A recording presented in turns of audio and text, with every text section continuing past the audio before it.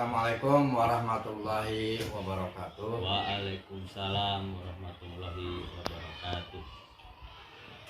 Ketemu lagi dengan saya Tarsono, calon guru penggerak angkatan 8 dari SD 2 Panyesugan, Kecamatan Nuragung, Kabupaten Bogor. Kali ini saya tidak sendiri. Saya bersama Pak Andi, guru kelas 6 di SD Negeri 2 Panyesugan, Kecamatan Nuragung, Kabupaten Bogor. Assalamualaikum warahmatullahi wabarakatuh. Waalaikumsalam warahmatullahi wabarakatuh. Bagaimana kabar Pak Andi? Alhamdulillah Pak, sangat baik. Baik. Alhamdulillah. Kalau sangat baik ya. Hari ini kita akan adakan percakapan observasi. Sebelum nanti akan saya amati jalannya proses pembelajaran yang akan Bapak lakukan di dalam kelas. Atau sebelum saya melakukan proses supervisi ke kelas yang Bapak ampuh. Adapun tujuan dilakukannya supervisi adalah untuk mengetahui dan mengevaluasi jalannya proses pembelajaran yang Bapak lakukan. Dan juga kenapa hari ini kita melakukan percakapan observasi adalah sebagai persiapan awal sebelum nanti Bapak melakukan kegiatan pembelajaran agar lebih siap dan lebih percaya diri sehingga memberikan pembelajaran yang terbaik bagi murid-murid kita ya Pak ya. Iya, baik. Ada beberapa pertanyaan yang akan saya sampaikan kepada Bapak. Yang pertama berkaitan dengan tujuan pembelajaran yang ingin Bapak capai.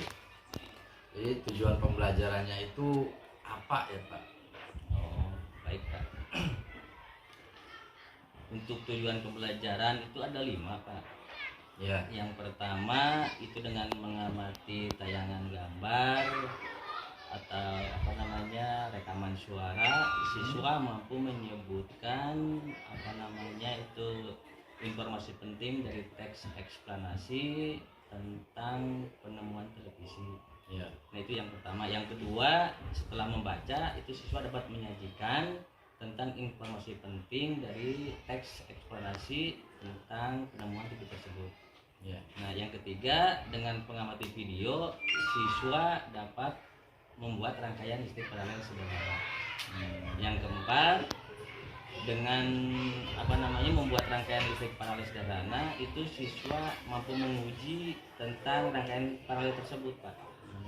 Nah, yang terakhir, dari pembuatan rangkaian listrik paralel tersebut, nah siswa mampu melaporkan hasil karya tersebut.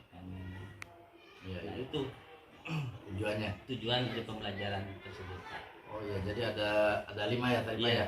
Ada beberapa tujuan pembelajaran ya Pak ya. Iya.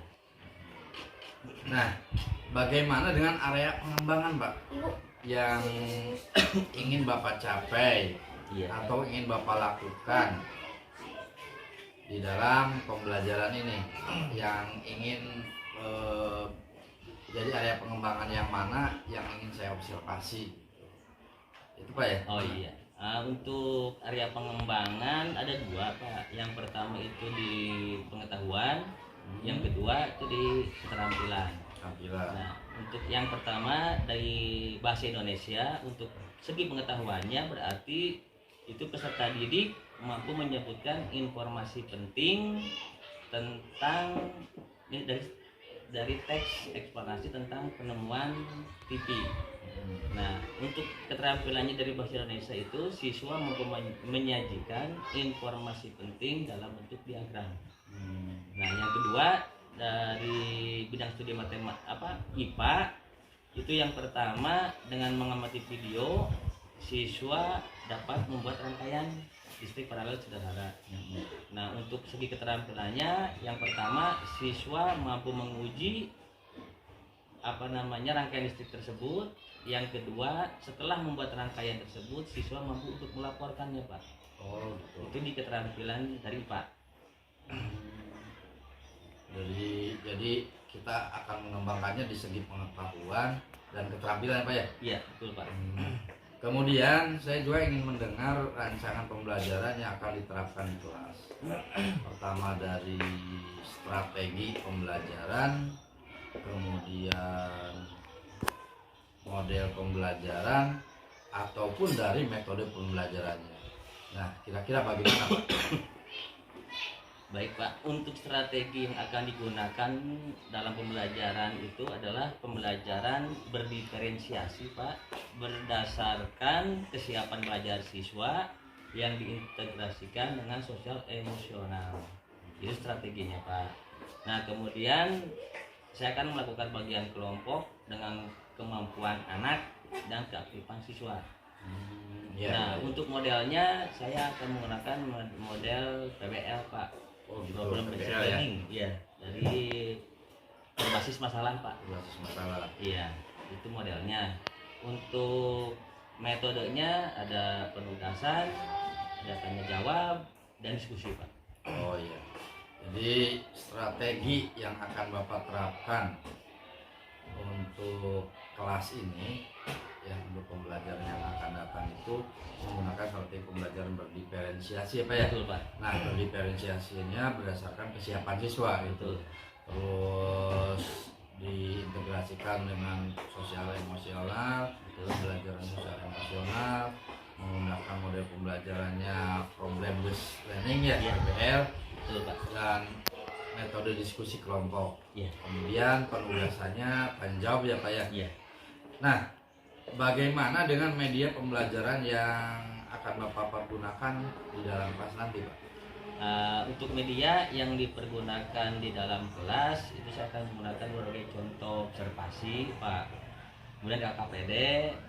Nah dari itu terus salinan PowerPoint. Nah itu untuk media pembelajarannya di samping IT, laptop, dan infocus Pak. Dan alat-alat listrik sederhana. Banyak ya Pak ya? Banyak Pak, karena pembelajaran berdiferensiasi membutuhkan banyak media Pak. Ya betul.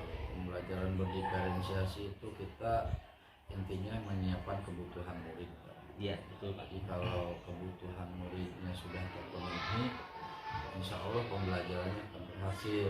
Nah tentunya konsekuensi dari penyediaan kebutuhan murid inilah yang berkontribusi atau menimbulkan keharusan kepada kita untuk menyiapkan segala sesuatu. Itu. Tuh. Nah sekarang saya ingin tahu Bapak akan melakukan proses pembelajaran di hari apa? Kebetulan ada jadwal besok Pak, hari Rabu. Besok ya? Iya. Baik, jadi nanti hari Rabu saya akan ke kelas 6, saya akan melakukan supervisi kelas, saya akan melihat dan mencatat apa yang terjadi di dalam kelas tersebut. Baik, Coba ya? Iya, siap Pak.